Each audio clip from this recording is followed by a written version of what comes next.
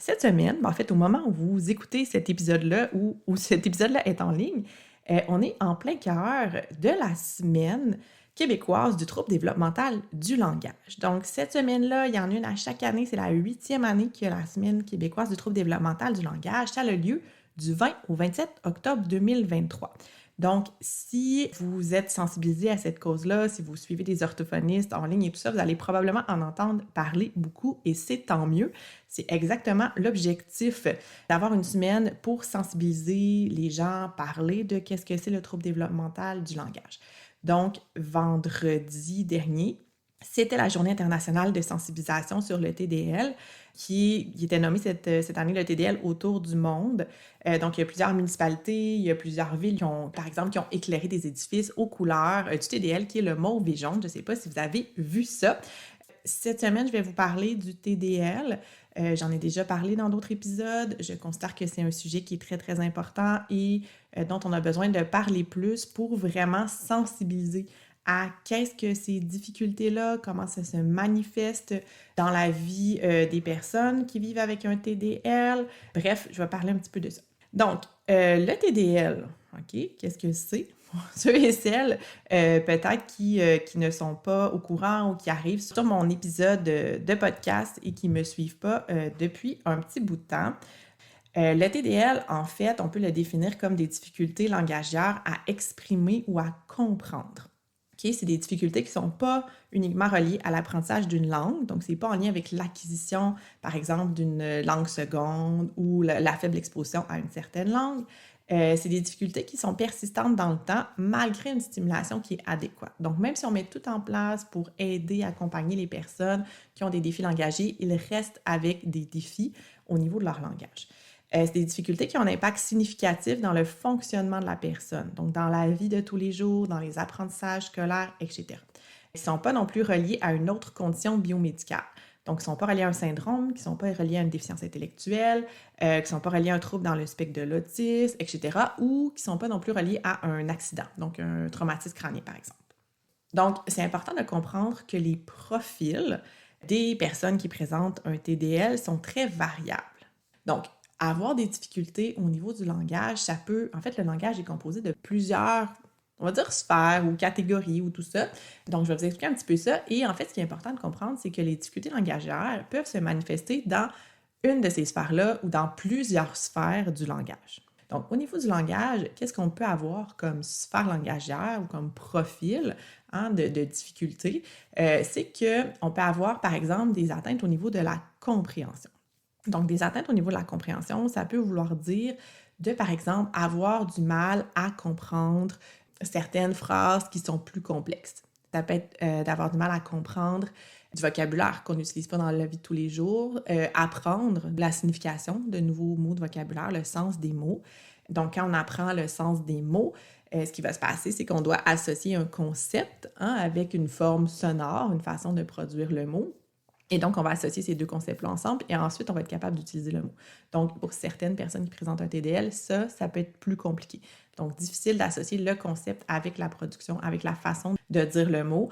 Ça peut être aussi au niveau de tout ce qui est la compréhension, le vocabulaire, ça peut être aussi de ne pas comprendre, je vais dire 100% ou en profondeur le sens des mots. Donc, on a une idée vague d'un mot, de qu'est-ce que ça veut dire, on l'a déjà entendu, mais on ne comprend pas très bien exactement le sens ou la subtilité ou toutes les petits détails ou précisions en lien avec ce mot-là de vocabulaire. Donc, il y a comme cet aspect-là au niveau de la compréhension. Dans le vocabulaire, tu sais, souvent on va parler aussi, le vocabulaire pour moi, ça inclut aussi tout ce qui est la compréhension de concepts. Donc, les concepts, ça peut être des concepts comme autant que, quand on pense, mettons, au langage qui est plus mathématique, là, je vais dire ça comme ça. Ça peut être des concepts spatiaux. Chez les jeunes enfants, on voit des fois que cette acquisition-là est plus difficile. Tous les concepts de séquence, l'orientation temporelle, donc hier, demain, tantôt, plus tard, avant de faire quelque chose, quand tu vas avoir fini de faire quelque chose. Donc, toute cette conception-là du temps, des concepts temporels, tout ça. Concepts spatiaux, ça peut être aussi des concepts en lien avec, je sais pas moi, tout ce qui est les concepts descriptifs comme mouillé, quelque chose qui est sale, tout ça. Bon, bref, tout ça. Puis c'est sûr que souvent, ben, les cocos plus petits ont de la difficulté avec plusieurs mots de vocabulaire parce qu'ils sont en acquisition de ces mots-là. Plus on avance dans le temps, souvent, plus on va avoir des défis avec des concepts qui sont plus abstraits. Hein. Si je vous dis, mettons, espoir, l'infini, bon, c'est des concepts qui sont très abstraits, qui peuvent être difficilement représentés avec des images, en tout cas plus difficilement, et qui sont peut-être moins fréquents aussi. Ah, si je dis, mettons, le mot probabilité, ben, c'est un mot qu'on entend peut-être moins souvent que chien, par exemple. Okay? Donc, les concepts comme ça, quand ils sont moins fréquents, plus abstraits, ça peut être plus difficile aussi pour eux d'aller comprendre ça. Donc, ça, c'est vraiment tout en lien avec ce qui est la compréhension. Et si on parle, par exemple, aussi encore un peu de la compréhension, tout ce qui est les consignes, quand il y a beaucoup de consignes ou quand c'est une grande quantité d'informations. Fait que des fois, c'est pas tant la consigne, hein, parce que des fois, dans les consignes, qu'est-ce qui peut être compliqué pour eux, c'est justement les concepts. Hein, si on a des consignes avec des notions spatiales ou des consignes avec une séquence à respecter, ça peut être compliqué. Mais c'est aussi des fois la quantité d'informations. Donc, si on donne beaucoup d'informations à une personne qui présente un TDL, ça peut être plus difficile parce que ces gens-là, ils ont souvent besoin de plus de temps pour traiter, gérer, analyser l'information. Donc, s'ils ont plein d'informations à traiter en même temps, ils n'arrivent comme pas à faire bien le traitement et donc ils vont perdre le sens, perdre le fil. Donc, si on donne par exemple une consigne qui est très longue ou une consigne qui a plusieurs étapes, ça se peut que ça soit difficile. On est mieux à ce moment-là de séparer en petits morceaux, puis que la personne puisse traiter un morceau à la fois, une partie de la consigne à la fois. Puis encore une fois, au niveau de tout ce qui est les consignes, les compréhensions, tantôt je parle un petit peu de la structure de phrase. Hein. Si je vous dis par exemple, c'est la fille qui est suivie par le garçon, donc c'est un petit peu plus compliqué au niveau de la structure de phrase que le garçon marche derrière la fille. Okay, vous voyez un petit peu le genre. Donc c'est ça. Fait qu'il y a ça aussi. Fait que ça, un petit peu au niveau de la compréhension, qu'est-ce qu'on peut voir comme difficulté? Sinon, si je parle encore au niveau de la compréhension, il y a tout l'aspect de faire des déductions, faire des inférences, faire des raisonnements plus verbaux. Ce que ça veut dire, ce que ça implique, c'est que parfois, on peut, dans les inférences, là, il y a un épisode complet sur le sujet, je vais vous laisser aller écouter ça, que j'avais fait avec une autre orthophoniste. Si jamais il y a un épisode aussi sur la compréhension orale aussi, là, je détaille tout ça ailleurs. Là, je voulais vraiment rassembler toutes les informations en lien avec le TDL aujourd'hui. Mais bref, si on a des atteintes, mettons, au niveau des inférences, ça pourrait être des difficultés à aller déduire une information. Donc, un exemple que je donne souvent, c'est que si on décrit une situation, ça peut être à l'écrit ou ça peut être à l'oral, puis on dit, par exemple, la personne est arrivée, elle est assise, elle est allée s'asseoir sur une chaise, on lui a mis une grande cape autour de ses épaules, attachée dans son cou, puis on a entendu un bruit de métal et quelqu'un, je sais pas, là si on va dans le plus détaillé, on pourrait dire que quelqu'un touchait ses cheveux ou etc. Fait qu'on peut varier le niveau d'indice, mais là, il faut déduire qu'on est chez le coiffeur ou la coiffeuse, alors qu'on ne l'a jamais dit. Okay? Ça, c'est vraiment plus une inférence de déduction. Il y a des sortes d'inférences, il y a beaucoup de sortes d'inférences, comme je disais, vous pourrez aller écouter en détail si ça vous intéresse, mais par exemple, ça peut être d'essayer de déduire une émotion, un sentiment après avoir lu quelque chose. Hein. Le garçon a regardé son ballon, je sais pas, là, son ballon dégonflé sur le gazon. OK, comment est-ce qu'il pourrait se sentir quand il voit son ballon dégonflé? Puis là, des fois, ça peut être dans une histoire, donc on a un support visuel, des fois, ça peut juste être à l'oral. Comment il peut se sentir? Puis là, c'est une inférence qui est quand même simple, mais ça peut éventuellement être beaucoup plus complexe. On pourrait déduire comment une personne se sent dans une situation, même si c'est pas écrit, okay? En fonction de ce qu'on observe, en fonction de la description de cette personne-là. Elle est devenue tout rouge, elle a tapé du pied, elle a crié, bon, elle est peut-être fâchée, la personne. Donc ça, il y a aussi, on peut faire des prédictions. Qu'est-ce que tu penses qui va arriver après? Hein, pour être capable de prédire qu'est-ce qui se passe, il faut être capable d'avoir compris, mettons, le début d'une histoire ou une situation, puis dire qu'est-ce qu'il pourrait faire, trouver des solutions, faire des hypothèses, etc. Donc, il y a comme vraiment tout cet aspect-là en lien avec la compréhension. Puis il y a aussi tout l'aspect de... Là, je vais un petit peu plus loin, là, mais pour les enfants plus vieux ou quand on est en écrit, en fait, en mode lecture ou quand on est en modalité écrite, il peut y avoir aussi tout ce qu'on va appeler les référents ou les anaphores hein, dans notre jargon, mais tu sais, de dire, OK, par exemple, la fille et son frère sont partis dans la forêt, elle est tombée. Bon, c'est qui elle? OK, bien elle, c'est la fille. Puis peut-être que plus tard, on va l'appeler Camille. Fait que la fille, Camille, elle, la jeune, ça va être toute la même personne. Mais comprendre ça, faire les liens, s'assurer que le référent nous renvoie à la bonne personne, ça aussi, ça fait partie de la compréhension, puis ça peut être un défi. OK, chez les personnes qui présentent un TDL. Donc, voilà pour tout ce qui est la compréhension. Ensuite de ça, Il pourrait avoir aussi des difficultés au niveau expressif. Je voudrais que les difficultés expressives sont souvent celles qui sont plus remarquées, plus visibles, parce que, ben, on l'entend, hein, quand une personne va faire des erreurs au niveau de son expression, ben, souvent ça s'entend et donc on peut plus s'en rendre compte, alors que souvent les difficultés réceptives ou les difficultés de compréhension peuvent passer un peu plus inaperçues. Et puis il y a des enfants, là, je disais tantôt, les profils sont très différents, des enfants ou des personnes qui vivent avec un TDL, qui pourraient avoir des difficultés au niveau de leur compréhension, puis pas beaucoup de difficultés expressives ou pas de grandes difficultés expressives. Ça se peut, souvent ça passe un petit peu plus inaperçu, malheureusement. Au niveau de l'expression, il y a plusieurs sphères aussi langagières. Quand on parle d'expression, on va parler, je vais commencer par tout ce qui est le vocabulaire. Fait que c'est un peu le pendant de la compréhension. Donc, le vocabulaire, c'est est-ce qu'on est capable de bien utiliser les mots qu'on connaît. Donc, dans le cerveau, on a un bagage de mots, okay? On a comme une banque de mots, une bibliothèque de mots qui est notre lexique. Et après ça, ben, quand on veut parler d'un objet, qu'on veut faire des phrases, quand on veut faire des commentaires, décrire des choses, ben, on doit aller chercher dans notre banque de mots le bon mot pour représenter ce dont on veut parler, okay? Le concept dont on veut parler. Donc, parfois, ben, le vocabulaire n'est pas nécessairement bien développé. Hein. Fait que ça peut être que la personne ne connaît pas le mot, hein. Ça peut être réceptif et expressif. On ne connaît pas, ce mot-là, il ne fait pas partie de notre banque de mots, donc on ne le comprend pas, mais on ne peut pas non plus l'utiliser. Donc, par exemple, je pourrais avoir un objet devant moi que j'ai aucune idée comment le nommer parce que je n'ai pas appris ce mot-là. Une action, un verbe. Là, j'ai donné un exemple. L'année passée, j'avais fait une publication sur ça, mais j'avais des nouvelles plantes dans ma plate-bande et j'avais lu comment entretenir cette plante-là parce que je ne la connaissais pas. Et les termes utilisés, c'était des termes que jamais entendus ou jamais lus. Et donc, je ne comprenais pas du tout quoi faire. Okay? Fait que ça, c'était un mot qui n'était pas dans mon vocabulaire. C'était pas juste que je n'étais pas capable de le produire, c'est que je ne le connaissais pas. Puis vous voyez maintenant, j'essaie de vous dire ce mot-là, j'ai aucune idée. Je ne m'en souviens pas. C'est un mot auquel je n'ai pas été exposée souvent. Probablement que si je relisais le mot, je comprendrais le sens. Mais en ce moment, je ne suis pas capable de l'exprimer.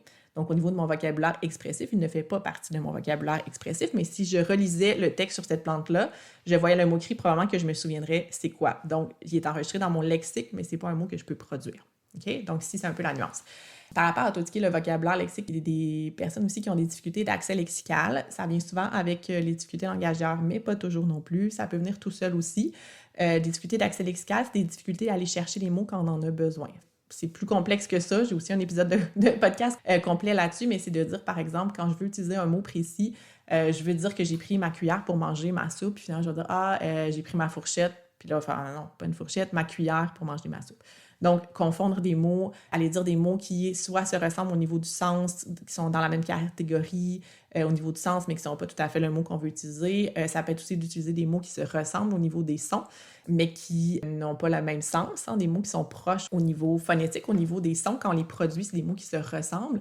T'sais, mettons, je vais dire terre-mer. Mettons que je veux dire, je suis allée me baigner à la mer, puis là, je sors, je suis allée me baigner à la terre. Bon, c'est peut-être pas le meilleur exemple, mais vous voyez un petit peu le concept des mots qui se ressemblent comme ça. Fait qu'il y a des personnes pour qui ils ont un bon bagage de mots, mais c'est difficile pour eux d'aller les chercher dans leur tête. Ça leur prend soit du temps, soit des fois, ils vont faire des erreurs qui vont se corriger. Il faut leur donner des indices pour qu'ils aillent chercher les mots dans leur tête. Donc, l'accès lexical. Ça aussi, j'ai un épisode complet. On va mettre tous les liens de ce dont je vous parle dans les notes de cet épisode-là. Donc, ça aussi pour tout ce qui est le vocabulaire. Ensuite de ça, quelque chose dont on entend très, très souvent parler, qui est très visible, c'est tout ce qui est les difficultés de prononciation, d'articulation, les transformations de sons dans les mots. Ça, c'est un grand sujet en soi dont j'ai parlé très, très souvent sur ce podcast-là. Mais en lien avec le langage, il peut y avoir des difficultés qui sont reliées avec le langage, donc le trouble développemental du langage, qui sont, par exemple, des difficultés qu'on va dire plus de type phonologique. Donc, par exemple, un enfant qui va transformer de façon très constante certains sons dans un mot, qui va avoir des patrons d'erreurs assez constants. Des enfants qui n'ont pas des bonnes, on appelle ça une représentation phonologique, donc dans le sens où, dans leur tête à eux ou dans leur perception, leur conception du son, hein, des sons qui sont très semblables, ils sonnent un peu de la même façon dans leur tête. Donc, un feu puis un ve, c'est pas des sons qui sont distingués pour eux, donc ils vont les produire d'une façon ou d'une autre, ils vont pas nécessairement faire la différence. Donc, tout ce qui est la production des sons dans les mots, articulation, tout ça, c'est un long sujet en soi. Il y a des choses là-dedans qui font partie du trouble développemental du langage, il y a des choses qui font partie de ce qu'on appelle un trouble des sons de la parole. J'ai aussi un épisode complet qui explique la différence entre les deux et comment travailler tout ça.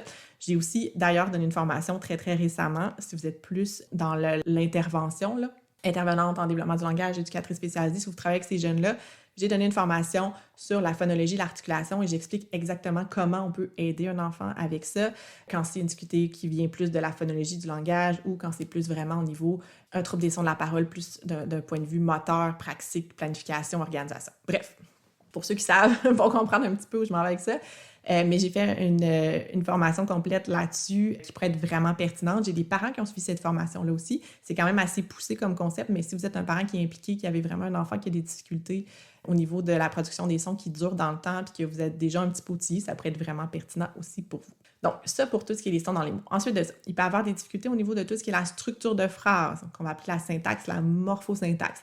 Donc, ça peut être de faire des phrases complètes, de faire des phrases qui sont assez longues par rapport à ce qu'on s'attend au niveau de l'âge. Ça pourrait être de bien faire le genre des pronoms, tout ce qui est la flexion. Fait que si c'est une petite fille, on va dire elle, si c'est un garçon, on va dire il, on va dire une girafe, mais un éléphant. Donc, tout ça, tout ce qui est le genre, accorder ces verbes au pluriel. Si je dis les enfants dorment, bien, je ne vais pas dire les enfants dorment, je vais dire les enfants dorment, mais les enfants jouent, puis le garçon joue. Donc ça ici, il n'y a pas de flexion qu'on appelle. Hein. Quand c'est le verbe jouer, si c'est un garçon ou des enfants, ça se dit pareil. Mais si je dis dormir, s'il y a des enfants, mais je vais dire dorme. Mais ça, il faut apprendre ça. Fait que les enfants qui ont des défis langagiers, souvent, c'est plus difficile pour eux d'aller apprendre ça de façon, je vais dire, implicite, automatique, dans le sens où ils entendent, on leur dit, ils l'entendent, on leur dit, puis éventuellement, ils vont juste intégrer ce bon modèle-là, puis ils vont le faire comme il faut par la suite. Un enfant qui présente un TDL, ça va être beaucoup plus difficile pour lui d'aller capter ces nuances-là, d'aller entendre la différence en joue, OK, dorme, dort, dorme. Et ça va être très difficile. Donc, souvent, il va falloir mettre l'emphase sur ça, il va falloir leur expliciter, leur montrer, le pratiquer, etc. Donc, c'est un peu ça. Fait qu'il peut y avoir ce genre d'erreur-là dans les phrases. Au niveau, c'est ça, de la structure de phrase. Fait que genre d'erreur qu'on peut trouver, puis même pour les enfants plus vieux, hein, les phrases qui sont très complexes, est-ce que je dis la fille dont je te parle ou la fille que je te parle, tout ça, hein, c'est un niveau de complexité qui est assez élevé, mais ça reste la structure de phrase et ça reste souvent difficile pour nos grands, nos adolescents, même nos jeunes adultes. Des fois, au niveau vraiment de la production des phrases, de la syntaxe, de la structure de phrase, c'est vraiment un défi. Puis on se rappelle que le niveau langagier à l'écrit est beaucoup plus complexe que le niveau langagier à l'oral. Donc, même si dans la vie de tous les jours, il y a peu d'erreurs ou pas beaucoup d'erreurs dans les structures de phrases, bien, des fois, quand on tombe en modalité écrite où la complexité est plus élevée, bien là, il y a des erreurs qui peuvent sortir au niveau de la structure. Donc, tout cet aspect-là. Ensuite de ça, dernier petit aspect au niveau du langage expressif, c'est tout ce qu'on va appeler l'utilisation. L'utilisation du langage, ça comprend comme deux aspects. Tout ce qui est la pragmatique, donc comment on va régir un peu la communication. Est-ce qu'on va respecter les règles d'échange? Hein? Est-ce qu'on va respecter les tours de rôle? Est-ce qu'on va regarder la personne devant nous?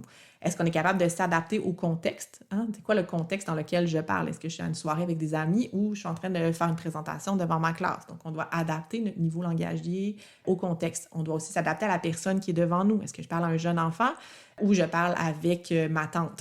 OK? Donc, encore une fois, on ne va pas utiliser le même genre dépendamment, là, mais on doit s'adapter à la personne qui est devant nous. On doit tenir compte de la personne. Est-ce qu'elle comprend le contexte? Est-ce qu'elle était présente avec moi à ce moment-là? Si je raconte un événement, par exemple, si je raconte un événement à une personne qui n'était pas là, je dois situer le contexte, je dois expliquer qu'est-ce qui s'est passé. Si la personne est avec moi, je vais plus parler des anecdotes qui s'est passées pour qu'on s'en rappelle ensemble. On n'est pas le même contexte, on n'a pas les mêmes connaissances partagées. Okay? Donc, tout ça, ça peut être un défi, ça peut être complexe. Puis il y a aussi tout ce qu'on va appeler le discours, qui fait partie de l'utilisation, ou les habiletés discursives. C'est toutes les capacités à raconter, expliquer, décrire quelque chose, justifier, argumenter. Il y a plein de sortes de discours. Hein? Et donc, comment je fais ça? Raconter une histoire. Qu'est-ce que je dois dire? C'est quoi la séquence? C'est quoi l'ordre? Quand ils sont petits, on travaille beaucoup le discours narratif, être capable de raconter quelque chose. Hein? Situation initiale, c'est qui les personnages, ça se passe où, ça se passe quand. Donc, tout ça, mais quand les enfants grandissent, il y a aussi plein d'autres sortes de discours. Est-ce que tu es capable de bien décrire quelque chose? Est-ce que tu es capable de décrire avec assez de détails? Si je te demande de décrire un monstre quand tu es en deuxième année, si tu m'écris il y a 3 bras, 2 yeux et des antennes, c'est assez simple comme description. Qu'est-ce qu'on peut ajouter? Comment est-ce qu'on peut élaborer nos idées, ajouter de l'information? Donc, tout ça, puis éventuellement, tout ce qui est justifier une réponse, hein, justifier avec l'aide d'un extrait du texte ou donner ton avis sur quelque chose. Est-ce que tu penses que, à qui est-ce que tu recommanderais ceci? Toute l'argumentation, hein, donner des arguments, des contre-arguments, tout ça, ça fait partie des habiletés discursives et ça peut être des réels défis pour les personnes qui présentent un TDL. Fait que là, j'ai fait le tour pas mal de mes habiletés langagières pour vous décrire tout ça. Ce que je veux qu'on garde en tête, c'est qu'ici, je vous ai décrit un peu tout ce qui pouvait être atteint.